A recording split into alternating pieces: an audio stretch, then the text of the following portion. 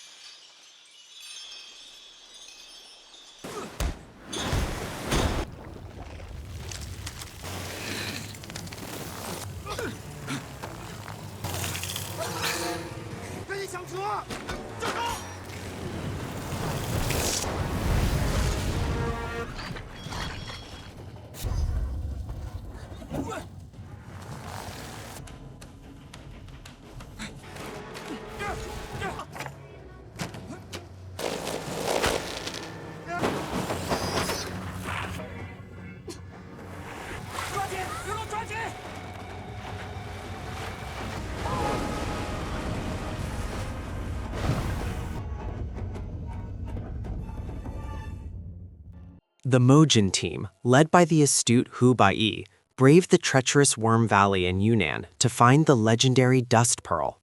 This ancient artifact is their only hope of breaking a mysterious, life-threatening curse rapidly consuming Bayi and Shirley Yang. Navigating a labyrinth of monstrous creatures, deadly traps, and a perilous underground lake, they seek the tomb of Emperor Shan, battling not just the environment, but the relentless march of their own mortality.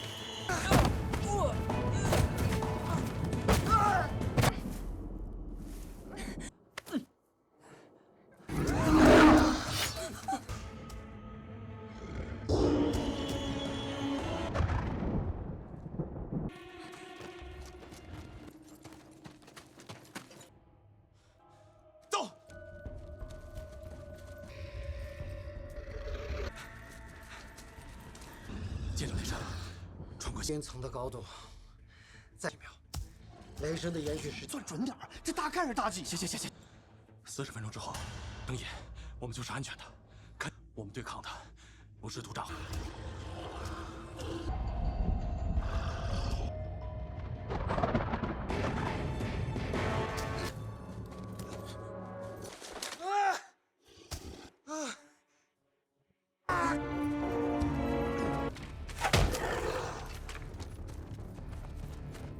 交给你了。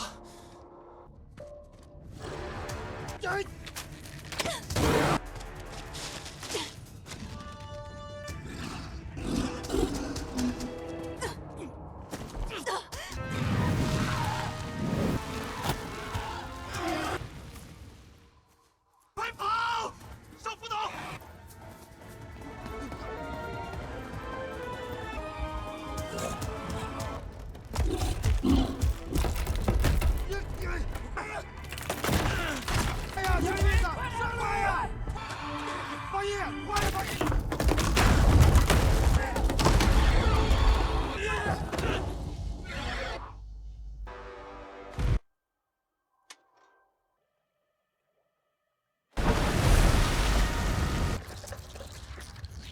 不许疼，湖水就是他的欲。我想想。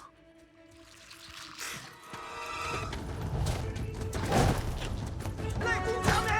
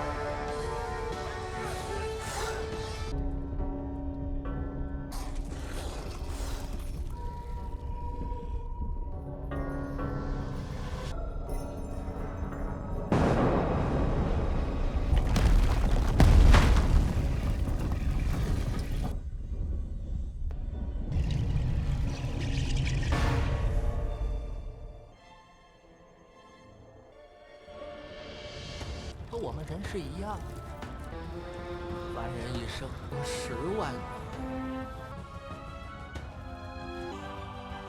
你们这些人，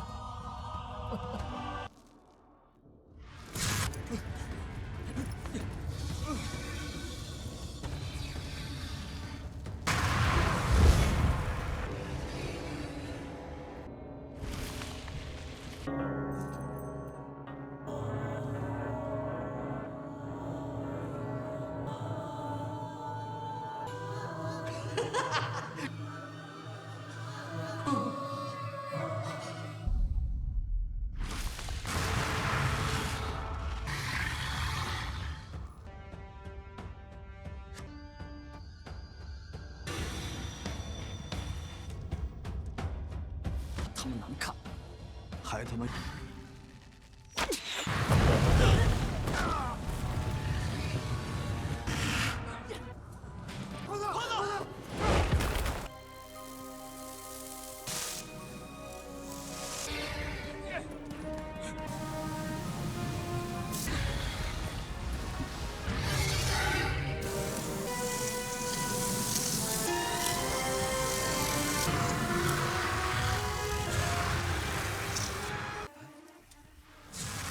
如果有一天从往燃烧，蚂蚁吞象。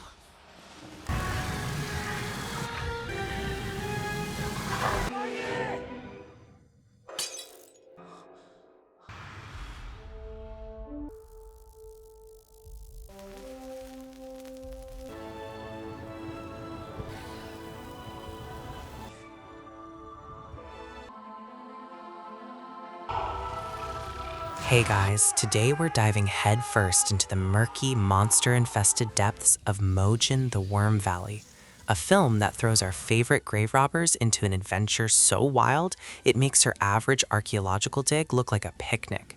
We're talking ancient curses, monstrous creatures, and enough booby traps to make an entire generation of health and safety inspectors weep. So buckle up, because we're about to unpack every thrilling, slimy, and occasionally laugh out loud moment from this wild ride. If you had a good time with this, a like and a subscribe is a free way to help me keep making more.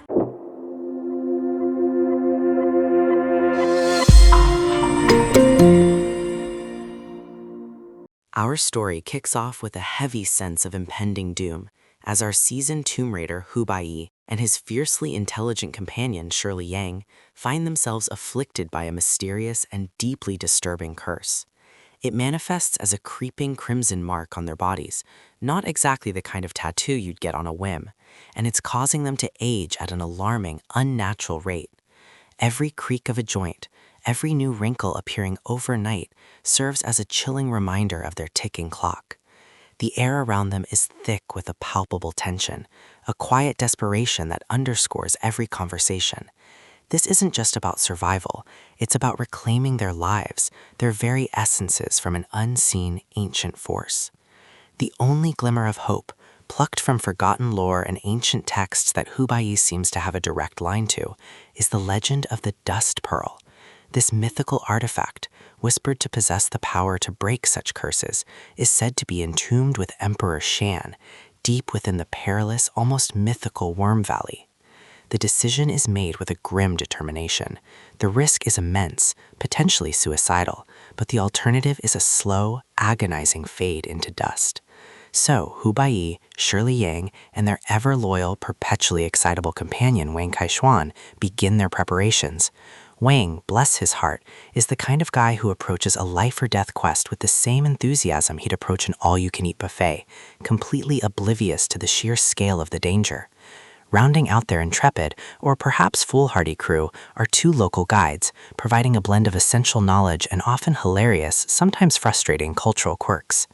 The gathering of supplies is a scene of meticulous organization mixed with a touch of desperate hope. Maps are unfurled, their brittle edges hinting at ancient mysteries. Climbing gear is checked with rigorous precision, a metallic clang echoing in the otherwise quiet room, and explosives, because what's a tomb raid without a little controlled demolition, are carefully packed. The atmosphere is a mixture of grim resolve and the nervous energy of seasoned adventurers about to embark on their most daunting journey yet. Each item, from the smallest coil of rope to the heaviest backpack, represents a small spark of defiance against a fate that seems determined to claim them.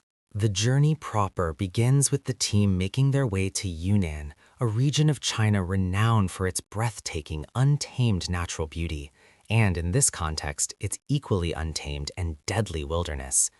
As they push deeper, the terrain transforms from merely rugged to overwhelmingly oppressive. They enter the infamous Worm Valley, and the name itself sends a shiver down your spine, promising exactly what it delivers. Worms. Lots of them. The jungle here isn't just dense, it's a suffocating emerald labyrinth where sunlight struggles to penetrate the thick, overlapping canopy. The air is heavy and humid, carrying the damp, earthy scent of decaying vegetation, and something else, something subtly metallic and unsettling. The leaves, glossy and enormous, seem to absorb all sound, creating an eerie, almost deafening silence that is only occasionally punctuated by the chirps of unseen insects or the rustle of hanging creatures. Their first encounters are not with the famed worms, but with the valley's insidious flora and fauna. There are carnivorous plants, their enormous, gaping maw-like petals suddenly snapping shut with a wet thud, looking far too much like something out of a low-budget horror flick, always ready to snatch an unwary critter, or, heaven forbid, a misplaced hand. The sheer audacity of nature here, evolving such elaborate and deadly traps, is both terrifying and oddly impressive. Then there are the insects. Not your everyday garden variety, but grotesque, multi-legged things with iridescent carapaces and far too many eyes, scuttling across the forest floor with a disturbing skittering sound that sets teeth on edge. Their movements are jerky, unpredictable, and every glance at them triggers a primal urge to stomp them flat. Our team, seasoned as they are, moves cautiously, their boots sinking slightly into the soft leaf-strewn earth, each step a careful calculation against hidden dangers.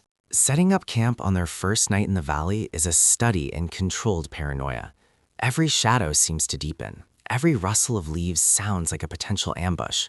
The flickering light of their small campfire casts dancing, elongated figures against the backdrop of the impenetrable jungle, making the known world shrink to a mere circle of warmth and light. The initial tension is a thick, tangible presence, a shared understanding that they've crossed a threshold into a place where human rules no longer apply. Hu Bayi, ever the pragmatist, scans the surroundings with a keen, almost predatory gaze, interpreting the subtle signs of the forest, the bent twigs, the disturbed soil, the sudden hush of ambient noise. Shirley, with her sharp intellect, pores over maps and notes, cross-referencing ancient symbols with the physical landscape, trying to find patterns in the chaos. Wong, of course, tries to lighten the mood with a somewhat off-color joke about the local bugs, which falls flatter than a pancake in the humidity. The sense of foreboding, however, remains, a low hum beneath the surface of their determined optimism. The world-building here is fantastic, really. The valley itself is a character, a living, breathing entity with its own peculiar ecosystem. It feels ancient, isolated, a pocket of primeval life preserved from a forgotten era. The very air seems different, heavier, charged with an almost mystical energy. The rumors surrounding it, whispered tales of monstrous worms and spirits guarding untold treasures, aren't just folklore. They feel like tangible threats, threads in the valley's intricate, deadly tapestry. This isn't just a place on a map, it's a gate to another time, a realm where evolution took a particularly aggressive and, frankly, terrifying turn. The way the light filters or doesn't filter through the canopy, the sounds that are alien to the ear, the oppressive closeness of the vegetation, it all conspires to make the audience feel just as disoriented and on edge as our heroes.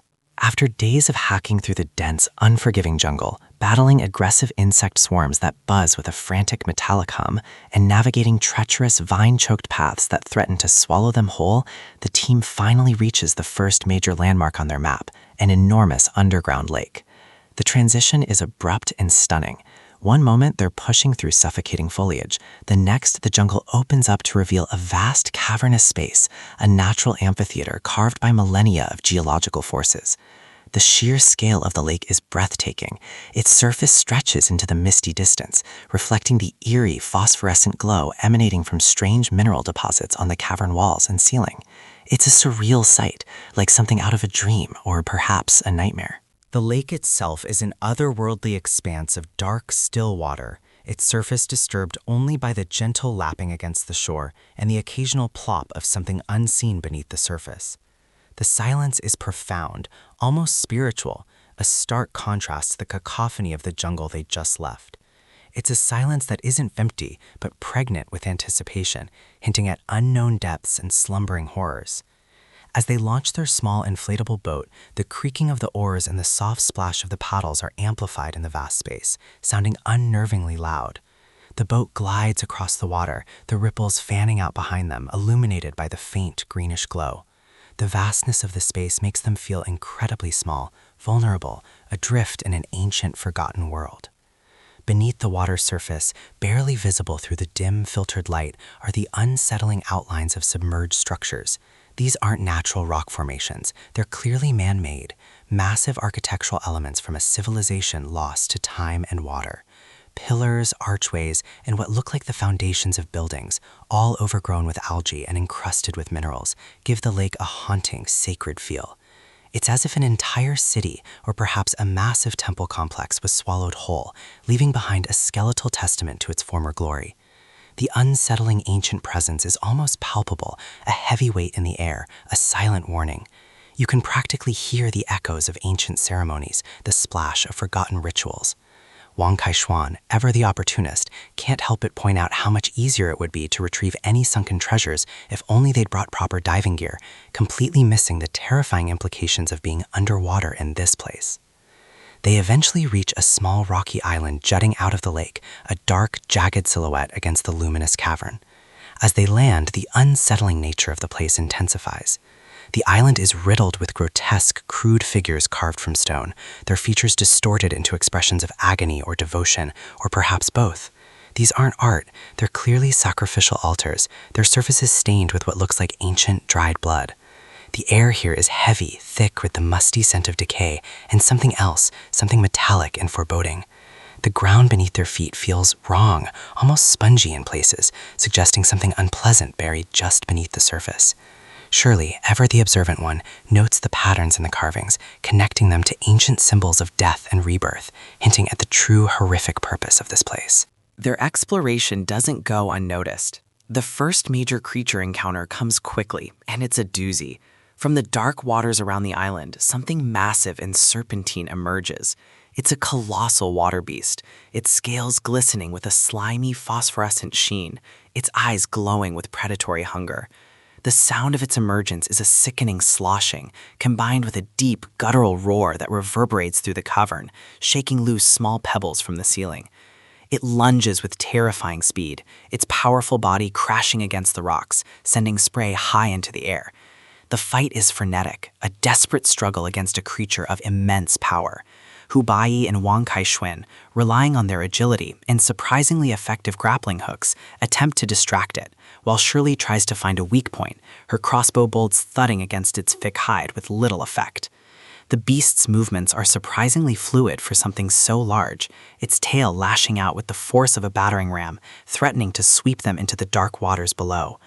One of the local guides, unfortunately, gets a little too close, and the creature's sheer size and raw power make it clear that this isn't just an animal, it's a force of nature.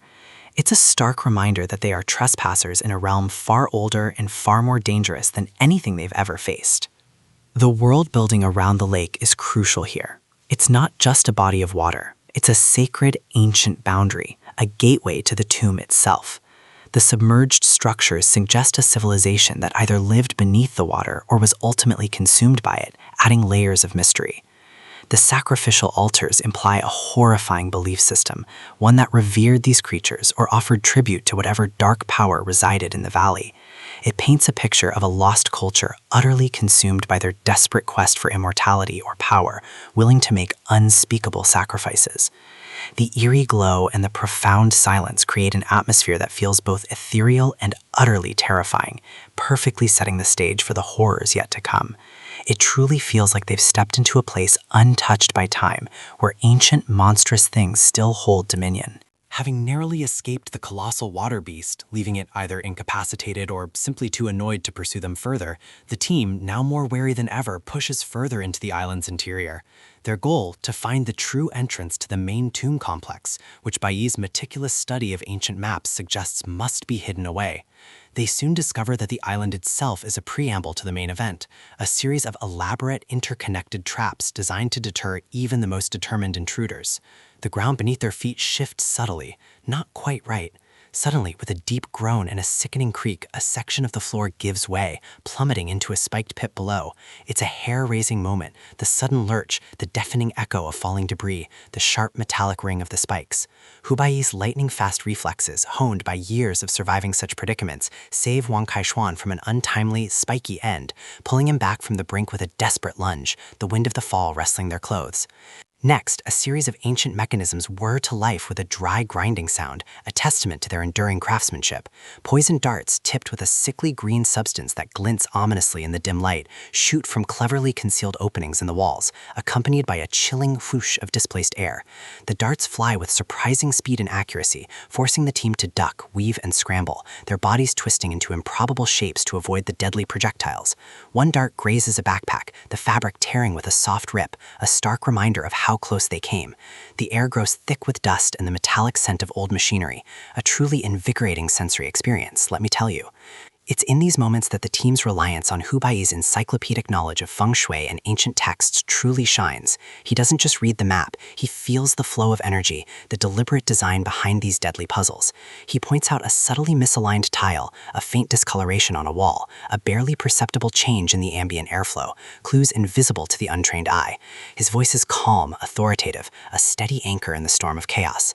He guides them not just with directions, but with explanations of the underlying philosophy, the spiritual beliefs that informed the tomb builder's choice of traps. It's not just about a mechanism, it's about deterring spirits, about protecting a sacred space. Wang Kaishuan, bless his materialistic heart, still can't quite grasp the metaphysical aspects, muttering something about how a good old-fashioned stick of dynamite would solve this a lot quicker, which earns him a withering glare from Shirley. The close calls are constant, each escape adding another layer of grime and adrenaline to their already frayed nerves. They crawl through impossibly tight tunnels, the rough stone scraping against their clothes with a harsh rasp, the claustrophobia pressing in on them. They leap across bottomless chasms, the wind whistling past their ears with an unnerving hum, landing with a jarring impact that reverberates through their bones. The constant threat of immediate, agonizing death is a palpable presence, a shadow dogging their every step.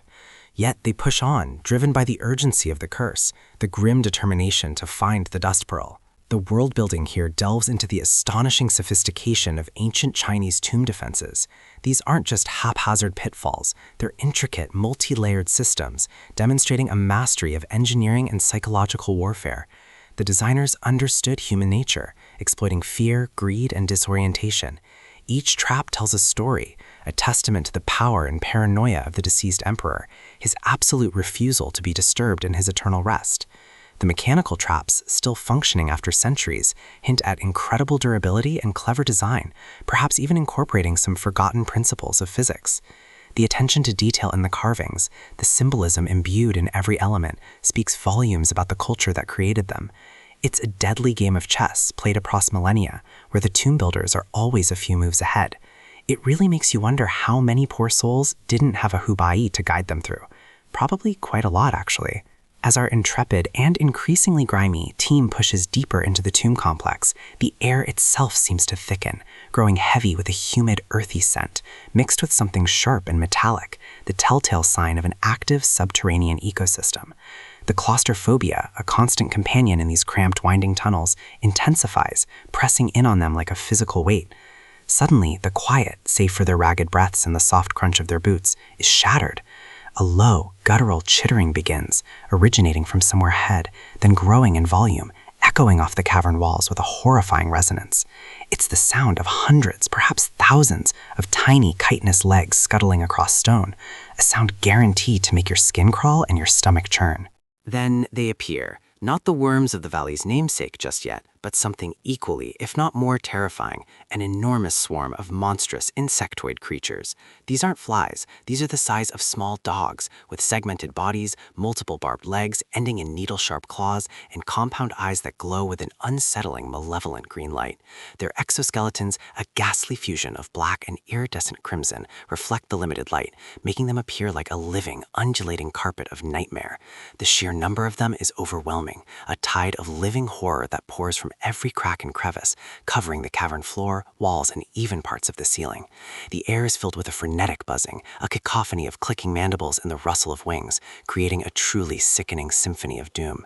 The attack is swift and brutal. The creatures move with alarming speed, their clawed legs scrabbling against the stone with a harsh, grating sound.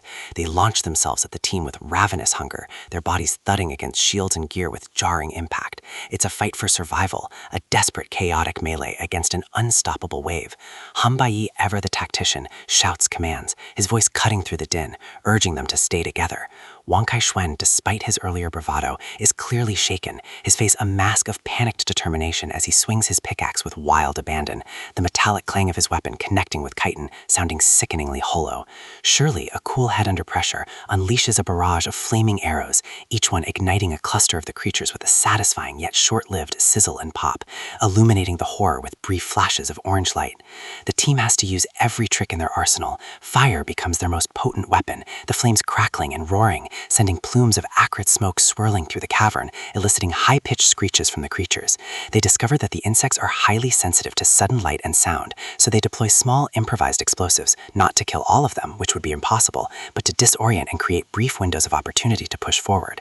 The concussive blasts echo through the cavern like thunderclaps, momentarily stunning the swarm, creating a precious second or two of reprieve. The very ground vibrates beneath their feet from the sheer force of the insects' movements. They have to rely on quick thinking and even quicker actions, using their environment to their advantage, collapsing sections of weakened rock with strategically placed charges, forcing the swarm to bottleneck, or creating choke points where their numbers are less overwhelming. The constant threat of being completely overwhelmed, of being swarmed and consumed alive, is a crushing weight. The claustrophobia isn't just a sensation, it's a living presence, a feeling of being trapped in a cage with hundreds of ravenous predators. The sound of their mandibles clicking, the squelch of their bodies being crushed, the acrid smell of their bodily fluids mixing with dust and smoke. It's a sensory overload of pure dread. They push through, battered and bruised, their clothes torn, their faces streaked with sweat and grime, propelled by the desperate knowledge that this is just another barrier and they cannot afford to fall. One of the local guides, unfortunately, succumbs to a series of bites and stings, collapsing with a pained gasp, a truly tragic and grim reminder of the stakes. The rest of the team can only watch, helpless, as the swarm quickly engulfs him, leaving nothing but a lingering, horrific memory. The world building here is fascinating, if utterly horrifying. This isn't just a random nest, it's an integral part of the underground ecosystem, a vibrant, deadly community adapted to absolute darkness. These creatures, with their specialized senses and formidable defensive capabilities, have evolved over millennia in this isolated environment, untouched by the outside world. Their sheer numbers speak to an incredible reproductive capacity and a place high in the food chain within these caverns. It highlights the brutal reality of this subterranean world, where every living thing is a potential predator or prey, and humanity, despite its ingenuity, is just another interloper. It makes you wonder what else is down here that considers these giant bugs mere appetizers. A truly chilling thought. Barely escaping the ravenous insect swarm, leaving a trail of scorched exoskeletons and a lingering stench of singed chitin, the team, now heavily depleted and visibly shaken, stumbles into a new chamber. The transition is jarring from the chaotic, frenzied horror of the swarm to a space that, while still ancient and foreboding, possesses a quiet, almost reverent atmosphere. This chamber is vast, its ceiling arching high into the gloom, supported by massive, intricately carved pillars that seem to stretch towards infinity. The air here, though still damp, feels cleaner, less oppressive than the bug-infested tunnels they just endured. Their boots echo softly on the polished stone floor, each step a small disturbance in the profound silence. The walls of this hall are not merely stone. They're a canvas for a series of breathtakingly detailed murals, covering every available surface. These aren't just decorative, they're a visual history lesson, rendered in vibrant, remarkably preserved pigments that seem to glow with an inner light in the faint illumination from their headlamps. Hu Bayi, with his scholarly appreciation for history, pauses, tracing the ancient symbols with a reverent finger. The murals depict the life and reign of Emperor Shan, the very man whose tomb they are desecrating, or, depending on your perspective, exploring. They show his rise to power, his grand conquests, the establishment of his formidable empire. But then, the narrative shifts, growing darker, more obsessive. The later murals focus intensely on his desperate quest for immortality, his unyielding fear of death, and his belief in powerful esoteric rituals. The dust pearl, the object of their perilous journey, features prominently in these scenes, depicted as a glowing ethereal orb, its power radiating outwards, promising eternal life, or perhaps something far more sinister.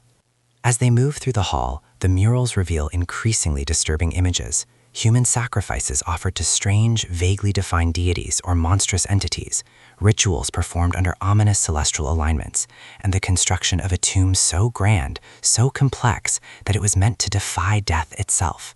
It paints a picture of a monarch consumed by a singular, all-consuming obsession, willing to transgress any moral or natural boundary in his pursuit of everlasting life.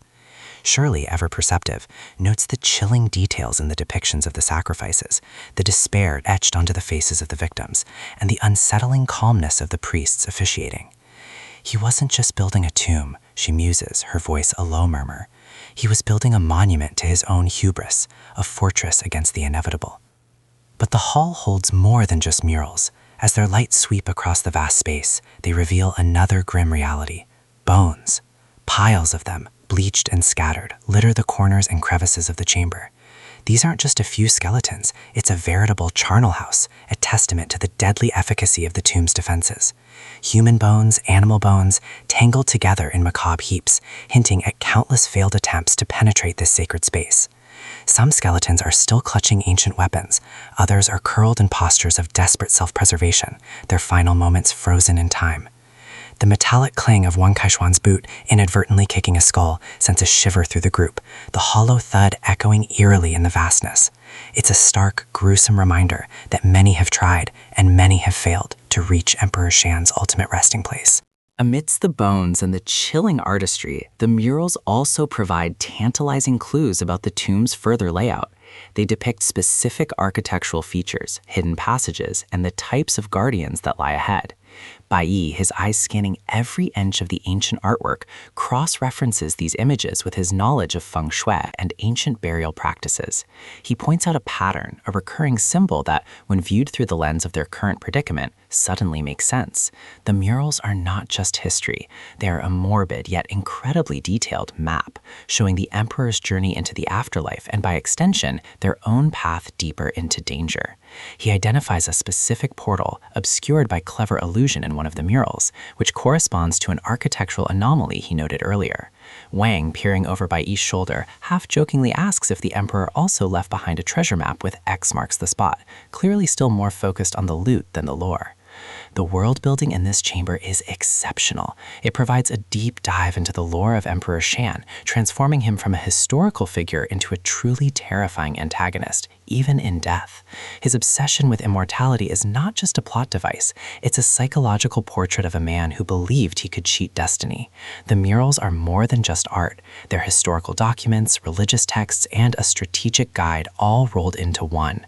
They highlight the cultural beliefs surrounding death, the afterlife, and the lengths to which ancient rulers would go to secure their eternal power.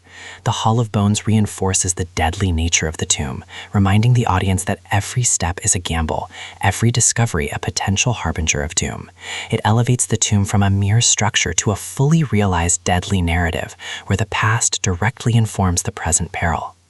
Pressing onward, guided by the morbid map etched onto the Hall of Bones murals, the team ventures into what proves to be the tomb's truly cunning section, a labyrinthine maze.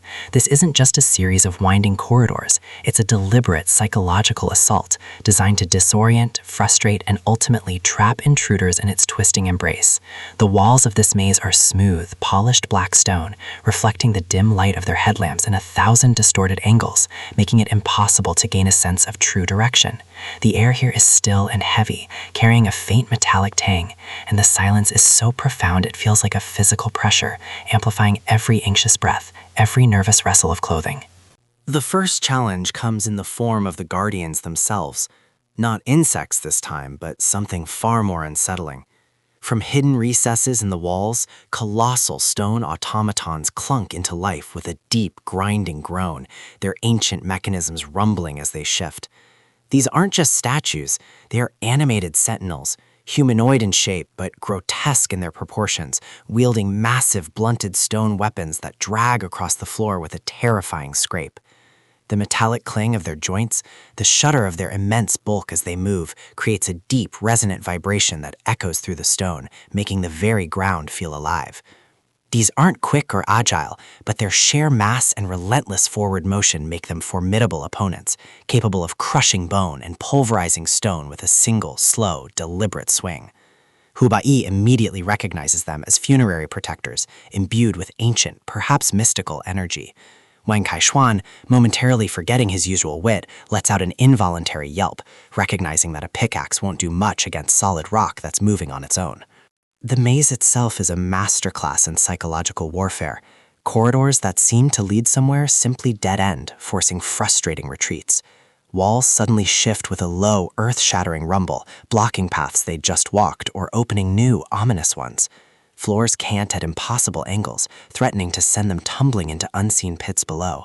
The spatial disorientation is total. Up becomes down, left becomes right, and the compass spins wildly, rendering modern navigation useless.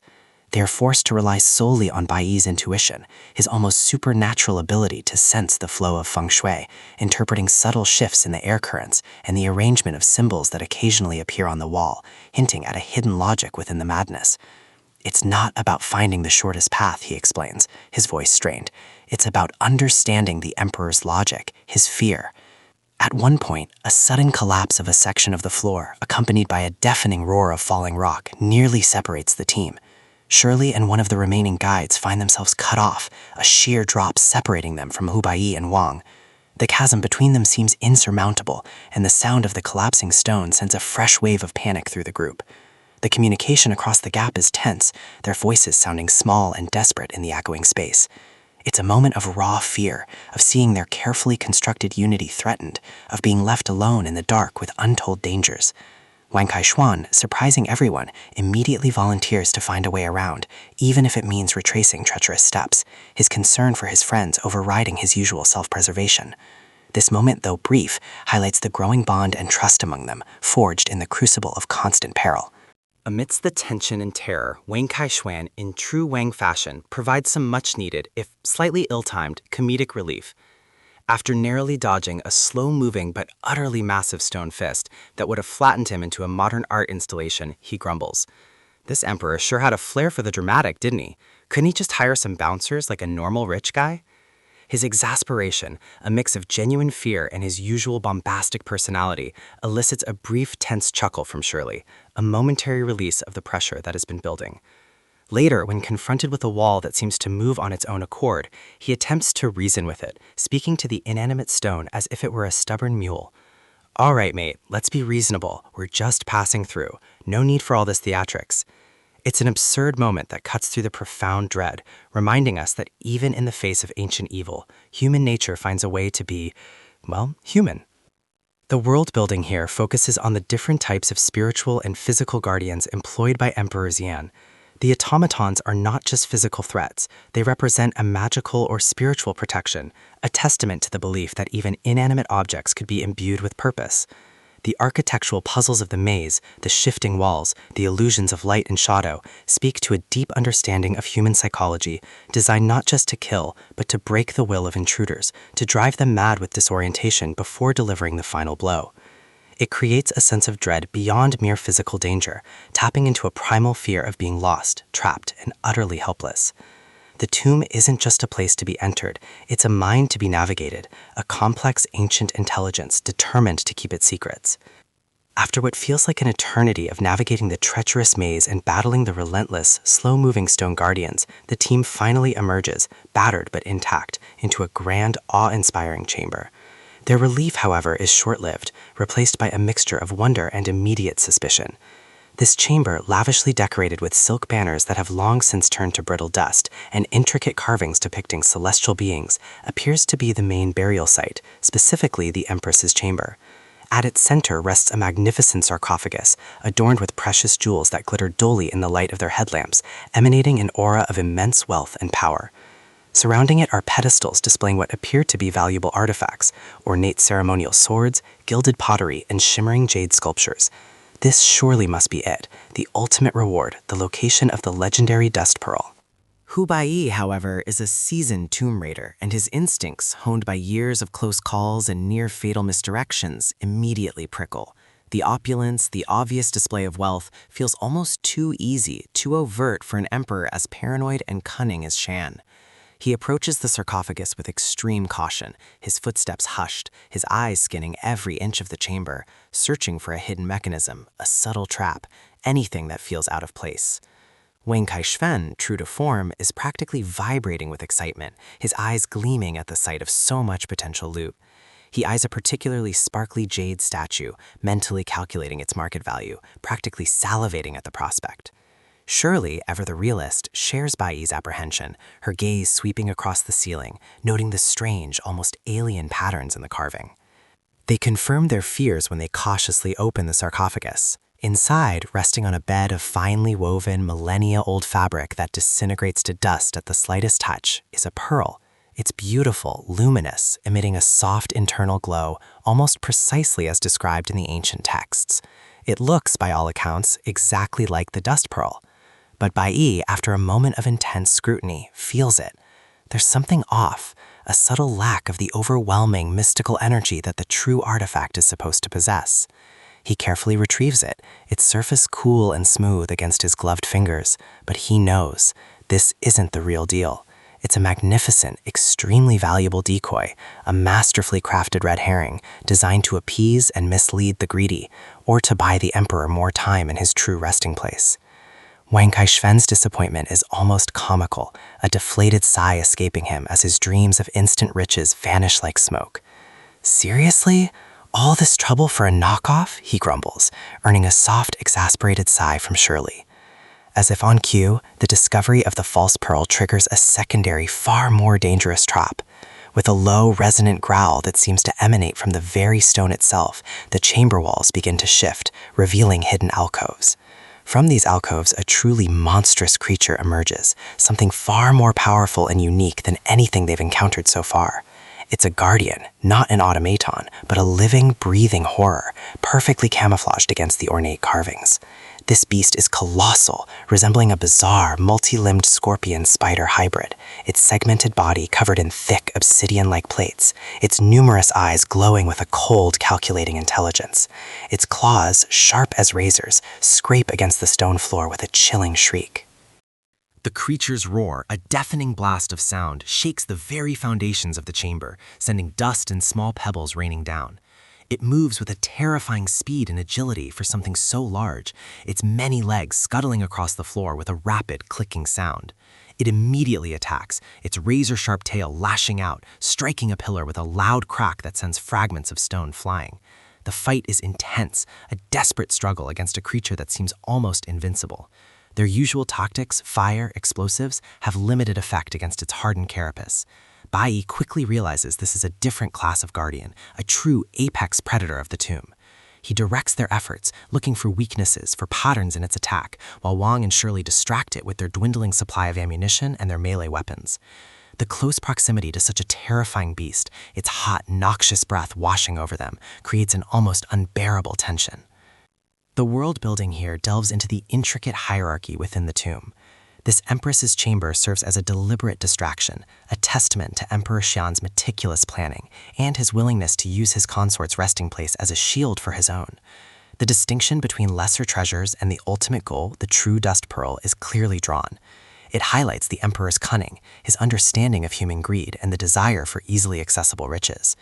The guardian creature, distinct from the swarm and the automatons, suggests different tiers of protection, each one more formidable than the last, leading to the ultimate, most terrifying protector of the Emperor's true resting place.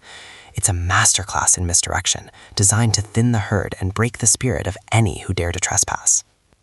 Having barely subdued the monstrous scorpion spider guardian, leaving it crumpled and twitching in the opulent yet now partially destroyed Empress's chamber, the team, exhausted and running on fumes, pushes forward. Hu Bayi, his eyes burning with renewed determination, follows a subtle shift in the feng shui, a faint energy signature that had been expertly concealed by the emperor's elaborate decoys. He finds a hidden mechanism, a cleverly disguised section of the wall that, with a deep, grinding groan and the rush of displaced air, slowly slides open, revealing a new, previously invisible passage. This one is narrower, darker, and its entrance is far less adorned than the previous chambers, hinting at its true significance.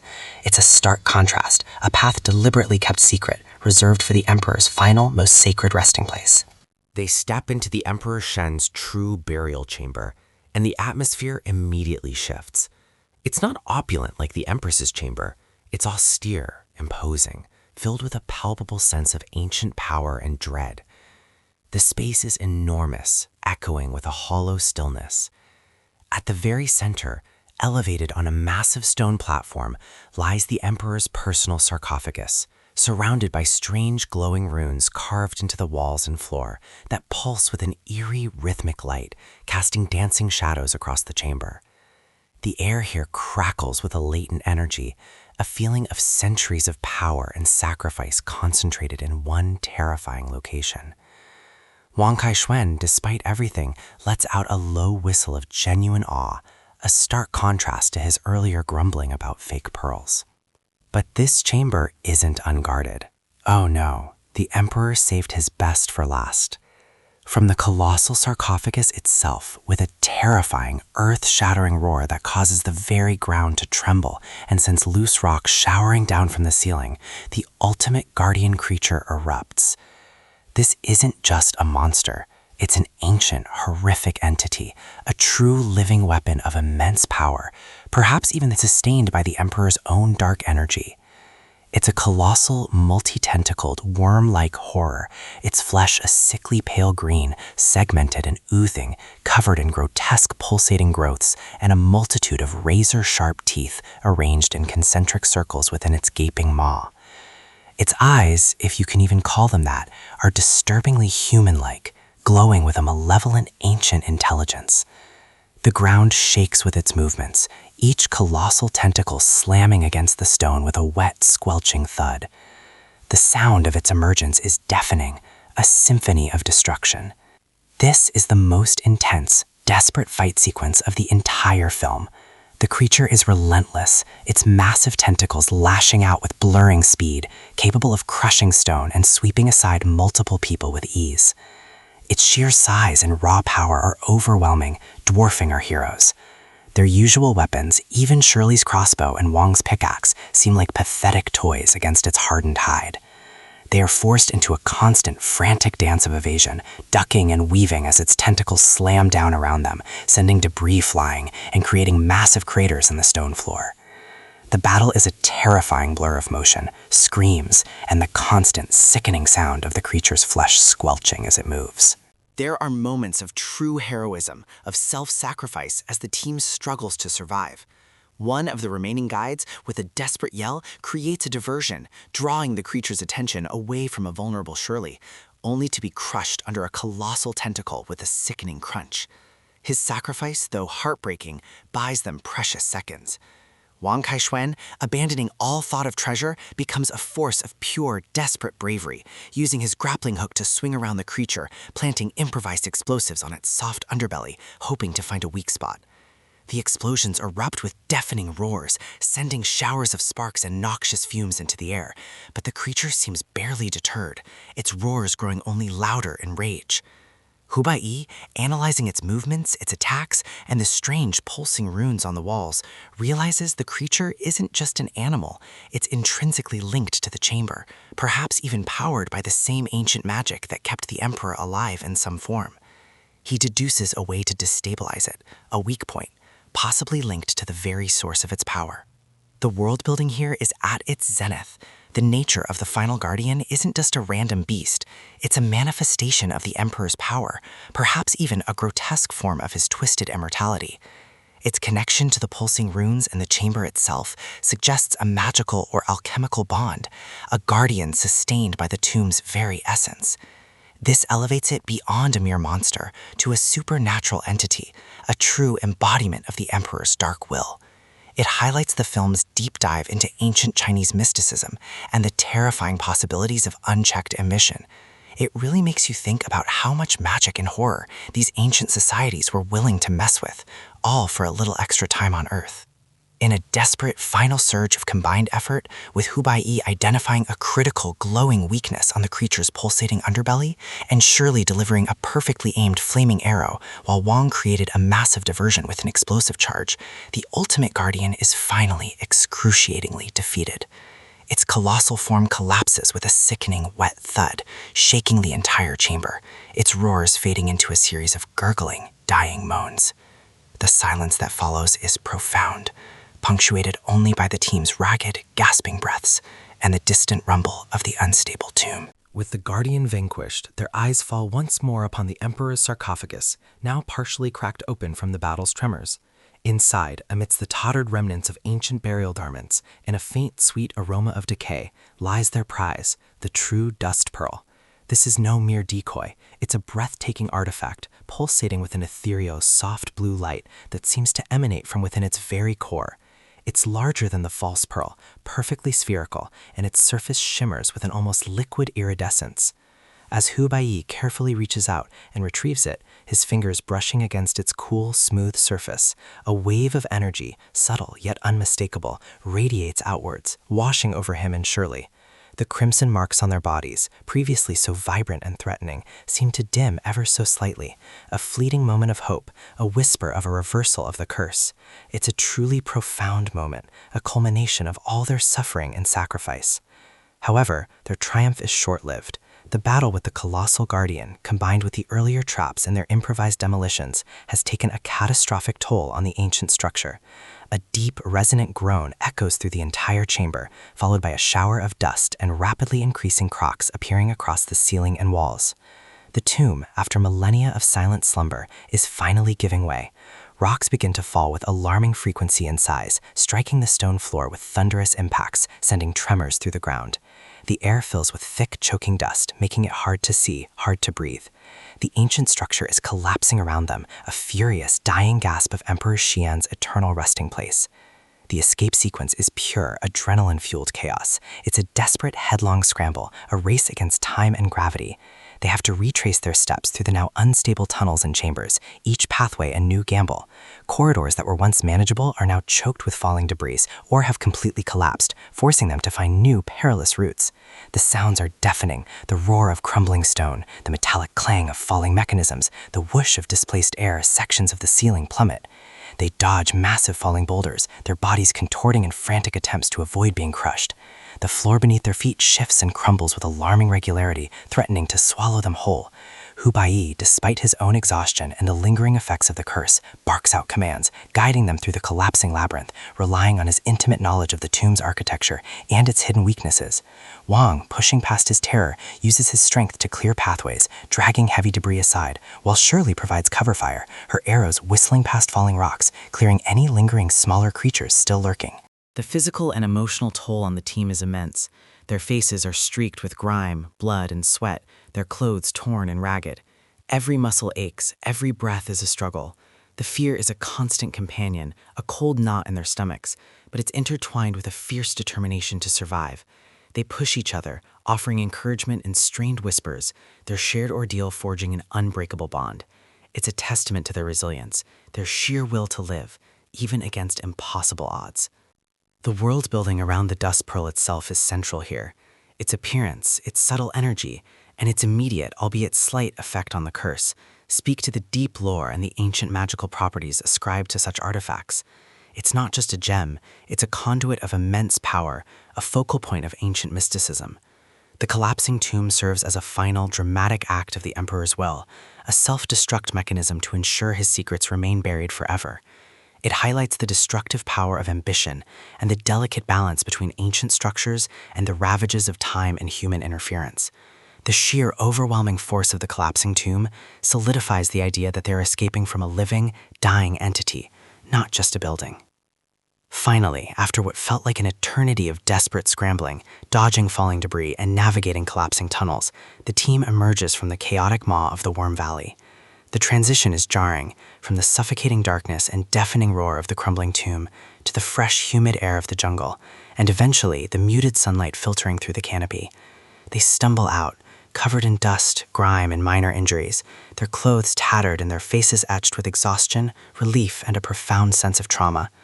The sounds of the jungle, once a source of apprehension, now feel like a welcome, albeit still wild, symphony of life. The silence of the tomb, however, still echoes in their ears, a phantom sensation. They collapse onto the forest floor, their muscles screaming in protest, their lungs burning. The immediate relief is overwhelming, a wave of pure, unadulterated gratitude for simply being alive. Each breath, each glimpse of the vibrant green foliage is a precious gift. But this relief is tempered almost immediately by the lingering trauma of what they've just endured. The horrific images of the creatures, the screams of their fallen companions, the crushing weight of the collapsing tomb, these memories cling to them, vivid and unwelcome. They are survivors, but they are also profoundly changed. The valley, the tomb, the curse, they have left an indelible mark, physically and emotionally. The final moments see them examining the dust pearl once more, now bathed in the gentle light of the outside world. Its ethereal blue glow seems softer, calmer, less desperate. The crimson marks on Hu Bayi and Shirley's bodies have indeed faded further, becoming fainter, almost transparent. The immediate rapid aging has certainly halted, but the uncertainty of whether the curse is truly broken hangs heavy in the air. Is this a permanent cure or merely a temporary reprieve? The movie ends on this note of ambiguity, a powerful conclusion that emphasizes the lingering mystery and the unpredictable nature of ancient magic. It's not a clear-cut, happily ever after, but a hard-won victory with an uncertain future. The journey has undeniably strengthened the bond between the surviving members of the team. Hu Bayi, Shirley Yang, and Wang Kai-xuan, already close, are now inextricably linked by shared trauma and unwavering loyalty. They have faced death together, witnessed unimaginable horrors, and emerged on the other side. There's a quiet understanding in their gazes, a silent promise to face whatever comes next, together. They have walked through hell and back, and that kind of shared experience forges a connection stronger than any blood oath. Wang, for all his bluster and greed, has proven his courage and loyalty, shedding a few layers of his self-serving facade. Shirley's resilience and intellect have been critical, while Hu Baiyi's unwavering leadership and knowledge were their guiding light. The world building here delves into the lasting impact of such an environment on those who survive it. It's not just about the physical scars, but the psychological ones. The Worm Valley isn't a place one simply walks away from unchanged. It's an experience that tests the very limits of human endurance, revealing both the best and worst in people. The ambiguous ending regarding the curse is crucial for the overall narrative and world building, leaving room for future adventures and emphasizing that ancient curses are not so easily undone. It suggests that even with a powerful artifact, the consequences of dabbling with ancient forbidden lore are long-lasting and unpredictable, a reminder of the immense power of the ancient world they inhabit. As the dust settles, both literally and figuratively, on our adventurer's perilous journey through the Worm Valley, we are left with a powerful reflection on courage, sacrifice, and the relentless pursuit of hope against overwhelming odds. The intricate design of the Emperor's tomb, a testament to a bygone era's obsession with immortality, serves as a stark reminder that some paths, though promising eternal life, lead only to eternal peril. Our heroes, scarred but resolute, embody the indomitable human spirit, pushing through the suffocating darkness of fear to grasp at the faintest glimmer of a future free from the shadow of a curse. Their bond, forged in the crucible of unimaginable horrors, speaks to the strength found in unity, a quiet defiance against the vast, indifferent forces of time and forgotten magic. It's a journey that challenges us to look beyond the surface, to find meaning in the symbols of the past, and to recognize that true wealth lies not in gold, but in the unwavering spirit that dares to seek it. The Worm Valley is a relentless, visceral creature feature wrapped in a tomb-raiding adventure. While it sometimes leans into its own spectacle with almost comical abandon, it truly shines in its world building, crafting an unforgettable, terrifying ecosystem. It's a wild ride that